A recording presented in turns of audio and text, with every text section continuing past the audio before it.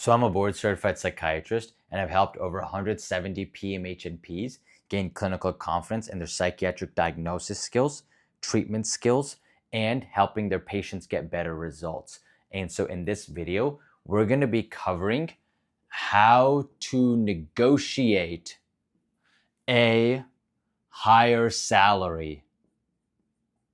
So this is specifically for healthcare providers, specifically my PMHNPs and psychiatrists. So I'll share two stories with you. When I was in my third year of residency, I was applying for moonlighting jobs. I emailed a whole bunch of community mental health programs because they are the most likely to give moonlighting opportunities to residents. And so I found this one program and we started talking back and forth. From that, I was able to get a moonlighting gig with them where I worked with them once a week on Thursday evenings, and they paid me $140 an hour. And so that was a lot as a psychiatry resident who was making like, 20, 30 bucks an hour. So getting paid 140 an hour was a big deal for me at the time, even if it was a couple hours. So that was my first one. I attribute that because I learned how to negotiate. So that's one. The second story was I was doing a separate moonlighting job. I was working at a prison. And so when I had first started, I was getting paid around 120 an hour doing on-call things. So I'd be on call certain nights of the week and I'd have to handle seclusions, restraints. And so they paid $300 per night. And then plus if I did any additional work on that, 120 on top.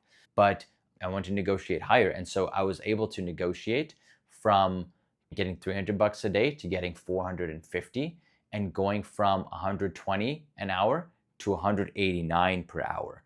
So I'm going to share with you now how I did both of those and exactly the framework that I walked through.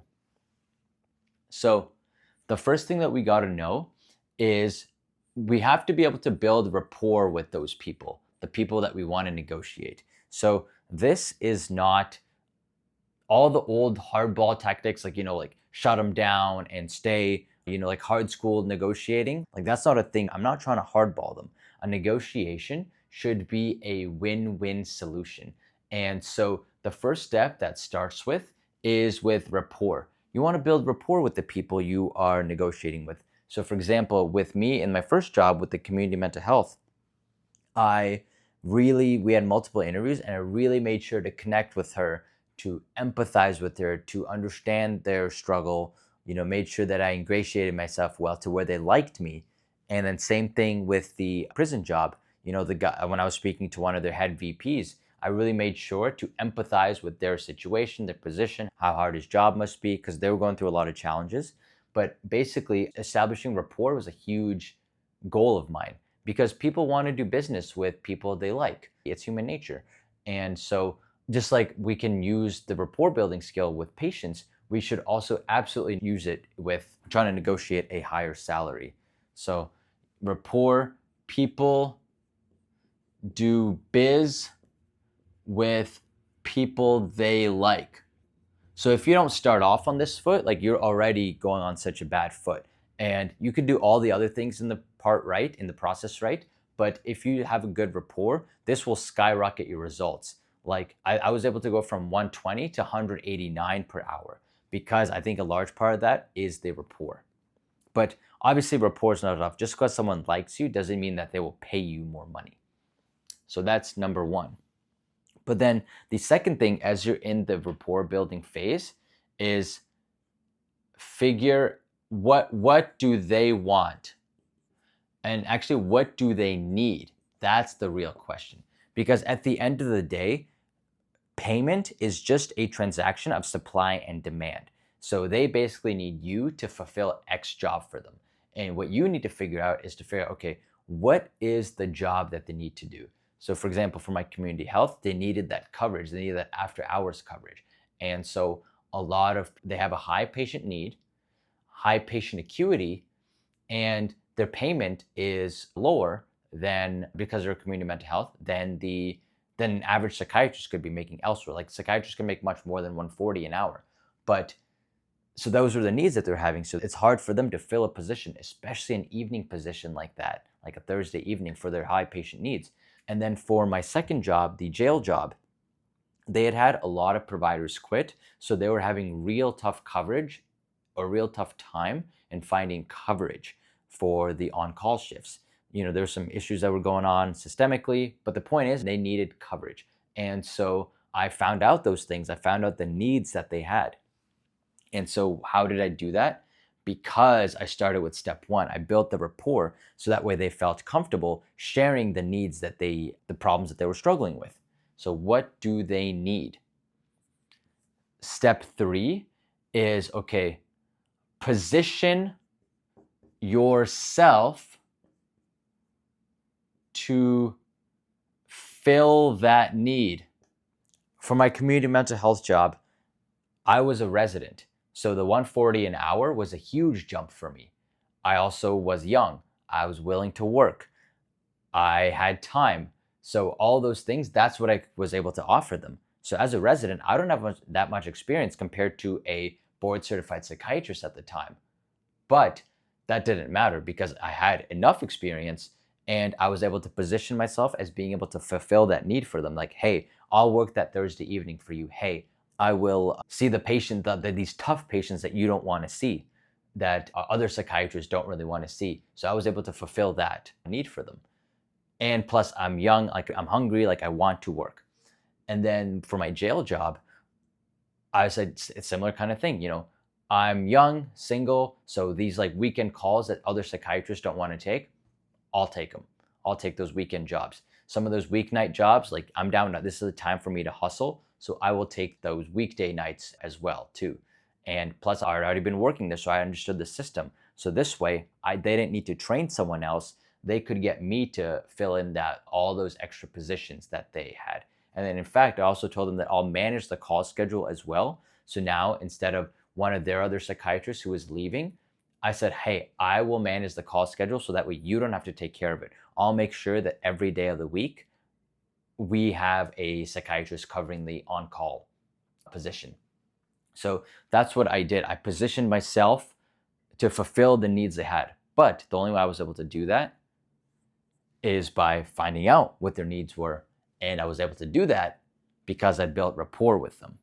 So then now you position yourself, right? Then they'll probably ask you some question like, okay, so how much should we go for? What do you think we should, how much are you asking for? So this is where market research really comes into play. You have to know what the market's offering, what the competition is offering, so that way you can be competitive but still advocate for yourself. So for example, if I had said like $1,000 an hour, none of those places could afford to pay me that. But for the community mental health, I would ask colleagues, I was researching online, and the average rate the community mental health providers were making was around like 130-ish, 120, 130. And so for me, I was able to negotiate and say, I want to get $140 per hour. And in fact, they gave me that rate, which was the same as all the other psychiatrists working there. So there were psychiatrists who'd been there for like 10 years, and they were getting the same as a new resident who had just started. I was a third-year resident, but still a resident who had just started with their practice. So because I was able to do market research, I understood what the market was offering, and I was able to price myself at a higher price for that. For my jail job, so I was out in Michigan, and I knew that if I worked outpatient, just straight insurance, I could make like $225, $250 an hour. So I negotiated with them actually. This one I negotiated pretty aggressively. So I said I would like to have 500 per call days, and then 1,000 on weekend call days. And then for the hourly, I'd like to have 225. And so they were able to, which was pretty aggressive at the time. But the reason I was able to do that was because I knew what their need was. So I knew that they really, really needed psychiatric providers because they were running out and like they had a quota to fill. So they needed to fill someone quick. So they came back with, okay, we'll give you $450 on weekdays, $750 during weekends, plus $189 per hour. And so I was a resident at the time. I accepted that, because it was still a huge pay bump for me. But the point is that I'd done the market research. And so I knew that I had strong figures to argue with, but it was still within the acceptable range. And the first job, I was literally getting paid what all the other psychiatrists were. And then the second one, I was getting paid way more than the on-call people because I had done that market research. And then lastly, I think another thing that comes in is that you have to be willing to ask. So it's very scary when you bring up big numbers. When I said like $1,000 an hour for, or $1,000 per on-call night, that's a big number. And like for me as a resident, I was making, this was my fourth, fifth year residency. So I was making around like 40, 50 an hour, give or take. But, when I asked for 225, like that was still a big jump. And so you still have to be willing, you have to have the balls to be able to actually ask for the high numbers too. I think too many of us providers were taught to not be thinking about money, or that money is greedy or evil, and that we shouldn't be trying to make too much. Like this is a thing that's especially prevalent in the academic system. And so I was like, no, F that. I want to make money. I want to be paid for the value that I can bring to you. So I had to kind of almost get over the fear of asking for a high price. And then same thing with the 140 an hour with the CMH. Like that was the same amount that all the other psychiatrists were making. And so because that's another thing, is that they don't ask. They never asked for a promotion. And so I think that's a fifth point, as like a side point, is that promotions aren't just given. So I'm making the same as other psychiatrists who have been working there for 10 years. They probably never asked for a raise. They're not just going to give you more money to do the same job if you ask for it. You have to be able to show that you can provide value, and you have to be willing to ask. Fortune favors the bold. Another example is that so on TikTok, I do live stream interviews, and one of the psych NPs I was interviewing, so he teaches other providers how to make more money in their practices, especially insurance practices, because he's really good at billing the insurance system.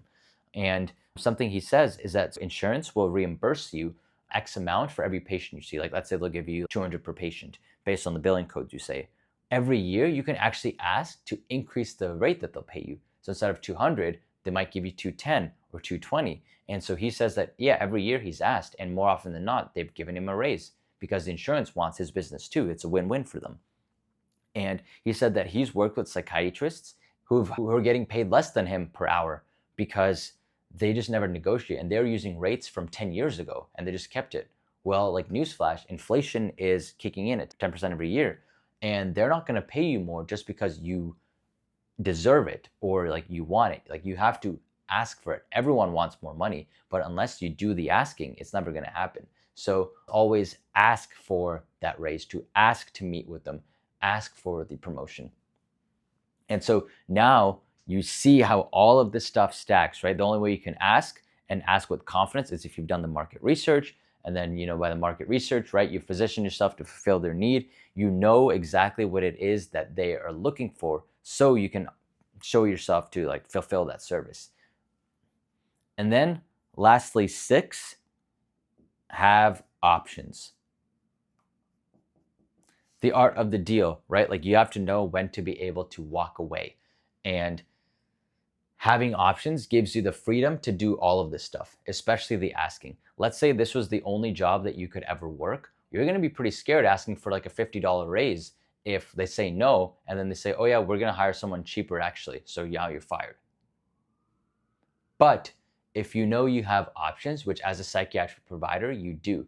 As a psychiatrist, I can go anywhere and find a job. Like I get recruiter emails, texts all the time. Hey, we're offering 270K, we're offering 300K, we're offering 350K, come work for us. That's not a concern.